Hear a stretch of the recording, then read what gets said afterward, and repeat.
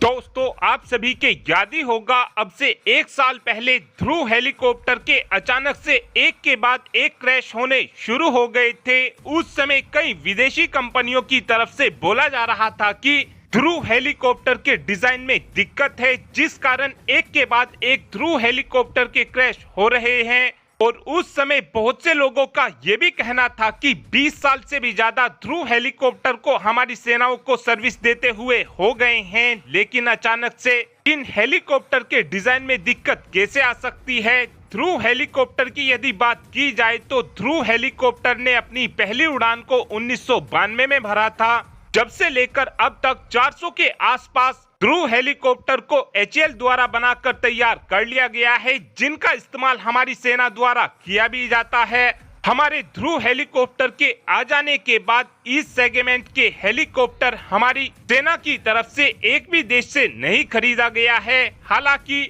France ने भी इस सेगमेंट के अपने पैंथर हेलीकॉप्टर को भारत को ऑफर किया था। वहीं पर रशिया ने भी अपने कमाव हेलीकॉप्टर को भारत को ऑफर किया था, लेकिन रशिया और फ्रांस ये दोनों ही देश अपने हेलीकॉप्टर भारत को बेचने में कामयाब नहीं हो पाए थे। लेकिन जब हमारे ध्रुव हेलीकॉप्टर के एक के बाद एक क्रैश होने शुरू हो गए थे, उस समय फ्रांस और अमेरिका ने ये माहौल बनाना शुरू कर दिया था कि भारत के ध्रुव हेलीकॉप्टर को अच्छी क्वालिटी के साथ बनाकर तैयार नहीं किया गया है। लेकिन आपको बता दें कि जिस समय भारत ने ध्रुव हेलीकॉप्टर को बनाकर तैयार किया था, उस समय इस हेलीकॉप्टर को काफी ज्यादा लाइट वेट बनाया गया था। इस हेलीकॉप्टर को लाइट वेट इसलिए भी बनाया गया था ताकि हमारी सेना ध्रुव हेलीकॉप्टर की मदद से हर तरीके के ऑपरेशन को अंजाम दे सके और इस हेलीकॉप्टर को हम किसी भी टेरेन में ऑपरेट कर सकें। लेकिन जब से हमारे ध्रुव हेलीकॉप्टर के एक के बाद एक क्रैश होने शुरू हुए हैं,